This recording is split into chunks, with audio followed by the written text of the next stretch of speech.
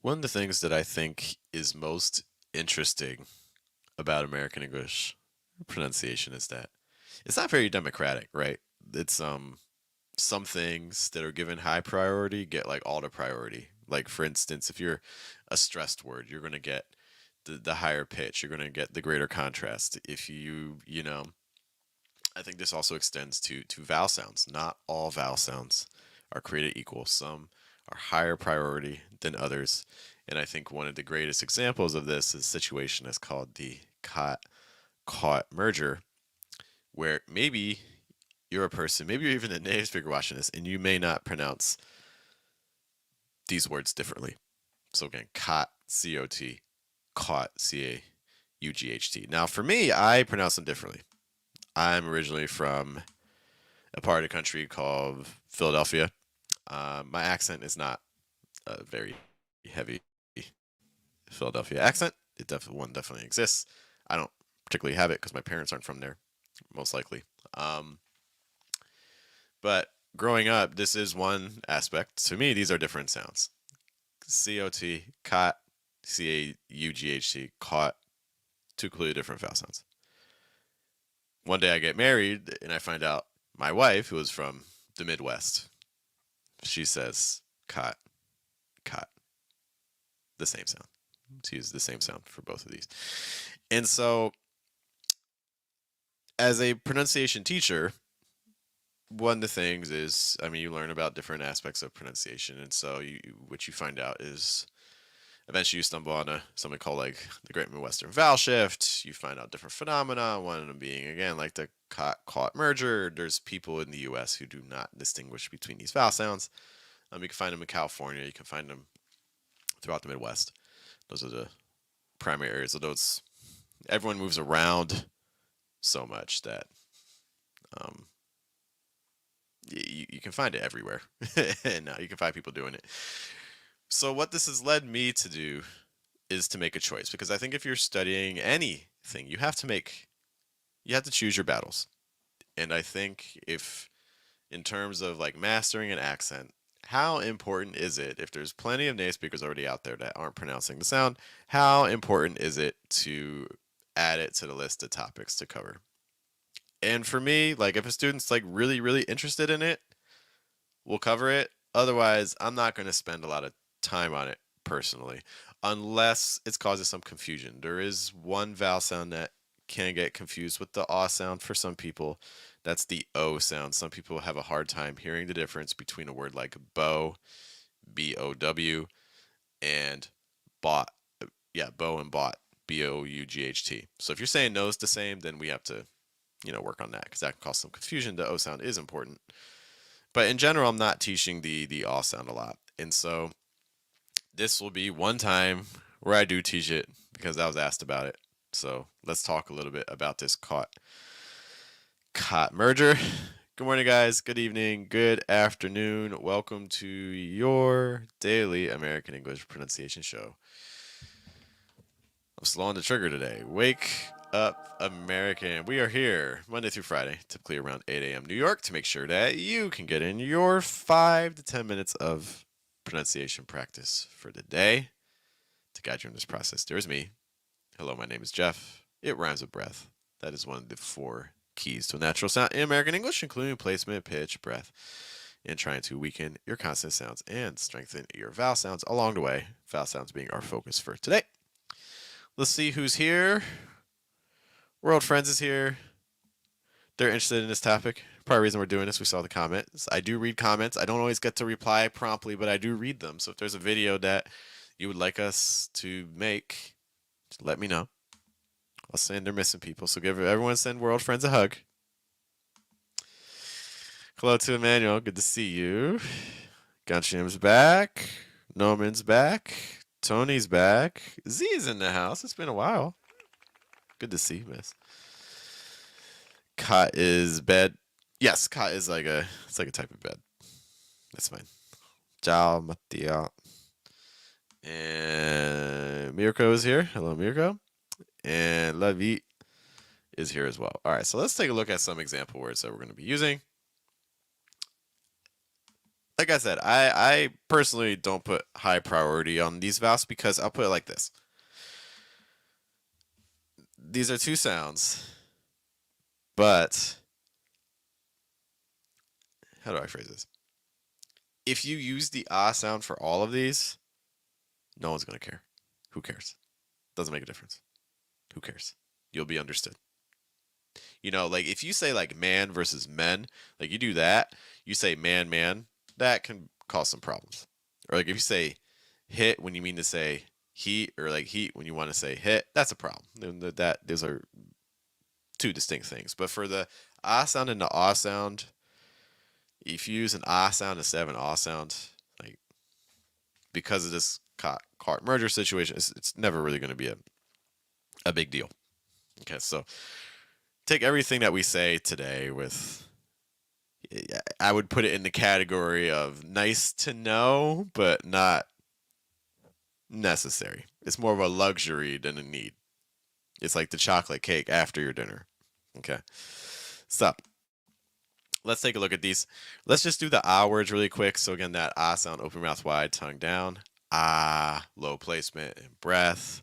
Let's say all those ah sounds. So ah, cot, ah, lock, ah, hockey, ah, sock, ah, bottom. So those are the first words in all the pairs.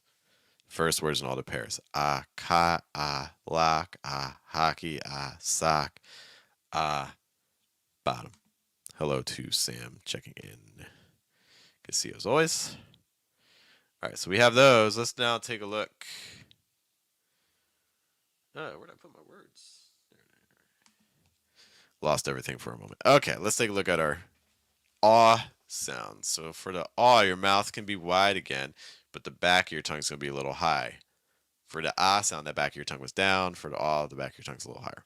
Okay, so like ah, caught, ah, law, ah, hawk, ah, saw, ah, bought. So caught, law, hawk, saw, bought. Versus cot, lock, hockey, sock, bottom.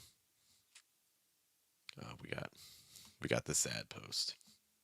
We got. So Beta asked Jeff, did you stop the schwa mill?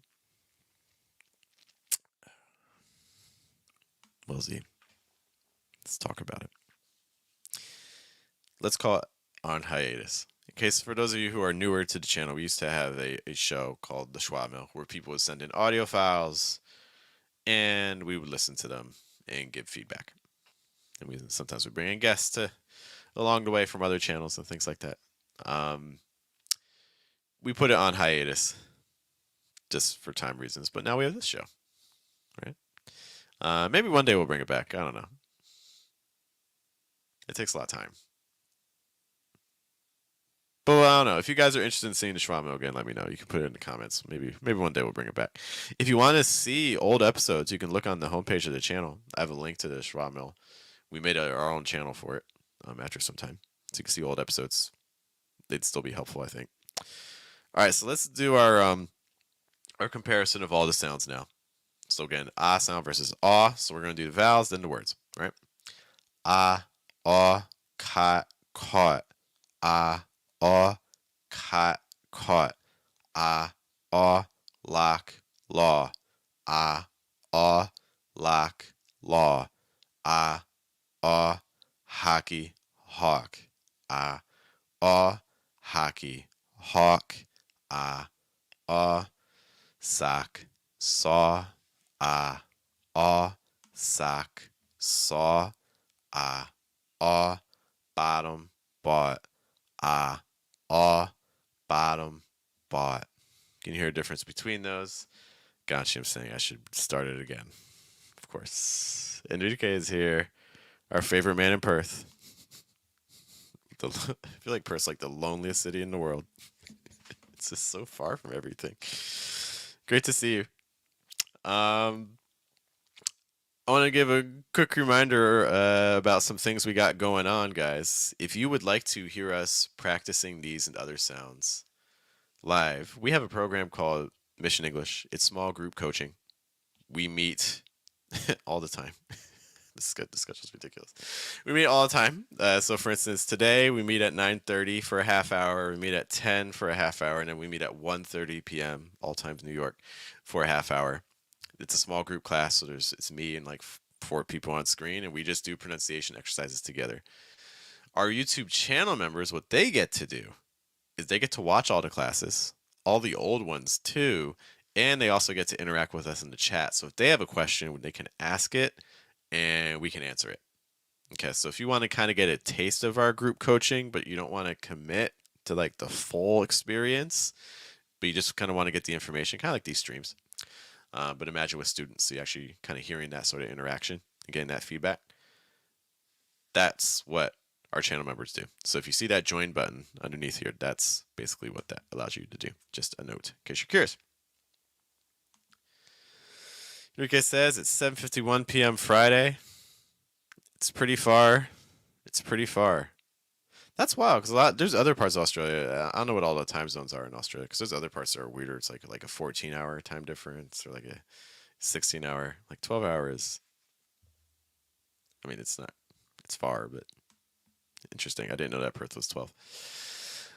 All right, guys, that kind of brings me through the Cot-Caught merger.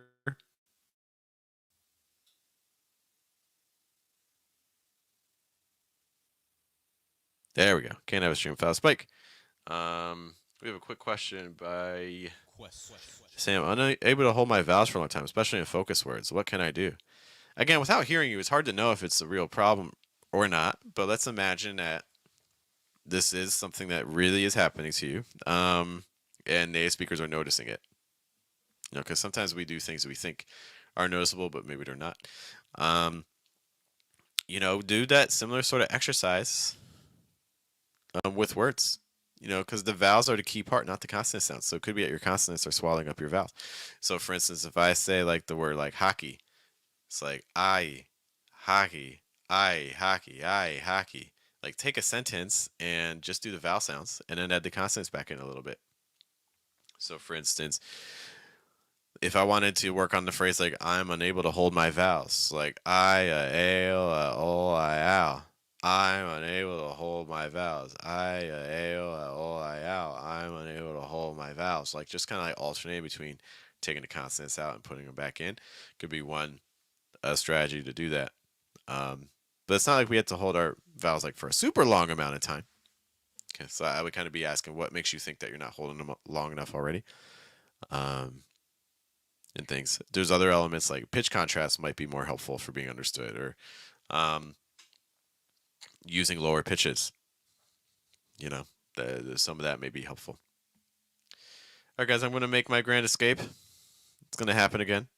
But I do want to thank you for being with me today. Look, there's a million pronunciation resources out there. I don't know if you know this. It's wild. Just how many sources are out there for pronunciation. I was listening to one teacher yesterday. I try to see different channels just to see what people are doing. One channel, she's a shadowing channel. It's just her helping people shadow English with very noticeable elements of her first language still in the shadowing. I was like, But you know, if it's helping people and people are doing it, you know, more power to you. Anyways, thanks for being here. It's great to see you all. I hope you guys have a good day, have a good night, have a good afternoon, have a good weekend. A reminder to Mission English folks listening, because I know a couple of you are in the chat. Again, a reminder, Sunday we have our webinar. Sunday at 8 a.m. we have our webinar. I have to pick a topic for us. All right. With that, I will see you all later. Hope you guys have a good day, have a good night, and a good afternoon. You guys all take care. Happy Friday.